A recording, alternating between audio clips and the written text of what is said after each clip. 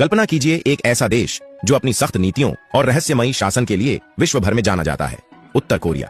यह वही देश है जहां लोकतंत्र की बात करना भी अपराध माना जाता है। लेकिन एक दिन इस देश की राजधानी प्योंगयांग में एक ऐसा आयोजन हुआ जिसने पूरी दुनिया को हैरान कर दिया। सड़कों पर सन्नाटा था, मगर एक विशेष सभागार में फूलों से सजी एक तस्वीर के सामने श्रद्धांजलि दी जा रही थी। यह तस्वीर थी भारत रत्न, संविधान निर्माता, समानता और मानवता के महान योद्धा डॉक्टर भीमराव अंबेडकर की। और सबसे चौंकाने वाली बात, इस समारोह में स्वयं उत्तर कोरिया के सर्वोच्च नेता किम जोंग उन उपस्थित थे। जय भीम दोस्तों। तो चलिए शुरू करते हैं। यह घटना इतिहास के पन्नों में स्वर्णिम अक्षरों में दर्ज हो चुकी है। उत्तर कोरिया जैसे देश में जहां विदेशी नेताओं को शायद ही कभी याद किया जाता है, बाबा साहेब अंबेडकर को इस तरह सम्मानित करना उनके वैश्विक योगदान का जीवंत प्रमाण है।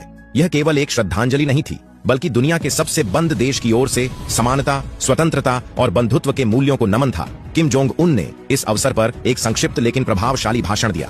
उन्होंने कहा, डॉक्टर भीमराव अंबेडकर केवल भारत के नहीं बल्कि पूरी मानवता के प्रेरणा स्रोत थे।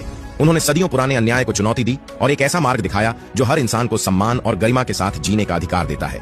आज हम उत्तर कोरिया में उनके आदर्शों को सलाम करते हैं। इस समारोह की तैयारियां कई हफ्तों पहले शुरू हो गई थी। उत्तर कोरिया की सरकार ने भारतीय दूतावास से संपर्क कर बाबा साहेब के जीवन और उनके संघर्षों पर आधारित सामग्री मंगवाई। स्थानीय कलाकारों ने उनकी जीवन यात्रा को चित्रों और प्रदर्शनियों के माध्यम से जीवंत किया।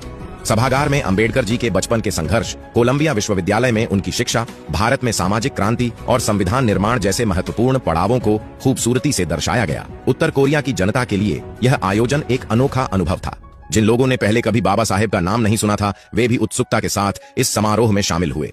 स्कूलों और विश्वविद्यालयों में विशेष व्याख्यान आयोजित किए गए, जहां छात्रों को बताया गया कि कैसे अंबेडकर जी ने न केवल भारत बल्कि पूरे विश्व के लिए समानता और मानवाधिकारों की मिसाल कायम की। इस आयोजन ने पूरी दुनिया को आश्चर्यचकित कर दिया। भारत में इसे गर्व के क्षण के रूप में देखा गया।